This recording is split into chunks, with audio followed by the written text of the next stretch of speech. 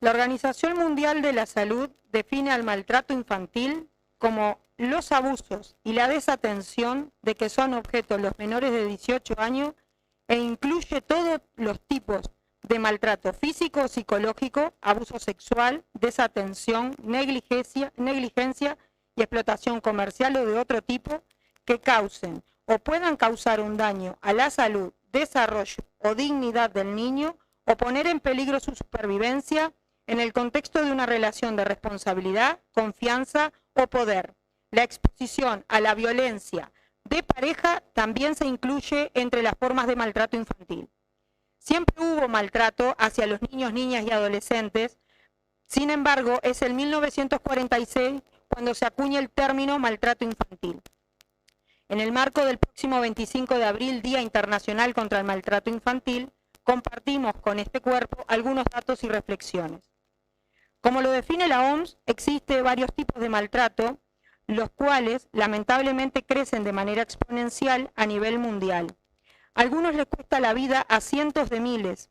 Nos duele así el asesinato cobarde de los niños palestinos, y hace 6 horas Amnistía Internacional subía a su página, daba la cifra de 14.500 niños menores de edad fallecidos en esa parte del mundo. Nos duele la explotación de las niñas a través del matrimonio infantil, sobre todo en Asia y en África Occidental. El maltrato que sufren los cientos de miles de refugiados y las víctimas de la pandemia llamada hambruna. Mientras tanto, se sigue levantando a países como ejemplo, los cuales condenan al bloqueo más largo y duro de la historia a una de las naciones bastión en defensa de los derechos de la niñez. Pero no se trata de un tema lejano. Las contradicciones sistémicas de la sociedad uruguaya, en lo que son sus relaciones de producción y de propiedad, donde una minoría es cada vez más rica y la enorme mayoría cada vez más pobre, tienen como consecuencia que en 2023 el 20% de los hogares donde viven menores de edad sufren inseguridad alimentaria grave y el 44% sacrificó calidad nutricional por factores económicos. Revelan un estudio que presentó APEX con la Universidad de la República junto a la Federación Uruguaya de Magisterio y la Escuela de Nutrición.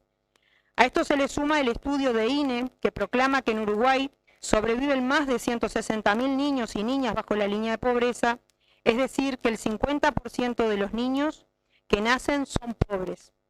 Entre ellos 30.000 lo hacen en condiciones de emergencia habitacional. En Uruguay se infantilizó la pobreza. Y el crecimiento de la pobreza está íntimamente relacionado con el crecimiento de la violencia, el consumo problemático y los problemas de salud mental. En el marco del crecimiento económico del país del 2020 al 2023, el peso fiscal del Estado no ha variado sustancialmente, pero como decía, los ricos son más ricos y los pobres son más pobres.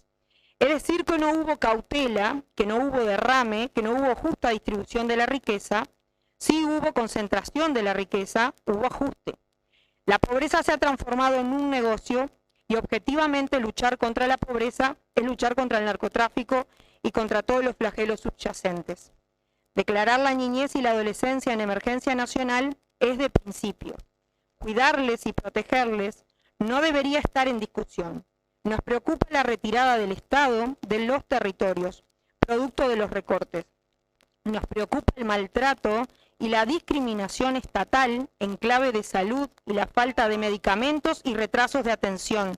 Sin duda, las carencias en salud mental. Nos preocupa la discriminación del maltrato estatal a la niñez en clave de educación, con cargos menos a cubrir en secundaria y en primaria. Nos preocupa el maltrato por omisión de este Estado con respecto a la seguridad e integridad física de la niñez uruguaya, cuando ya no es raro oír que nuestros niños son heridos de bala.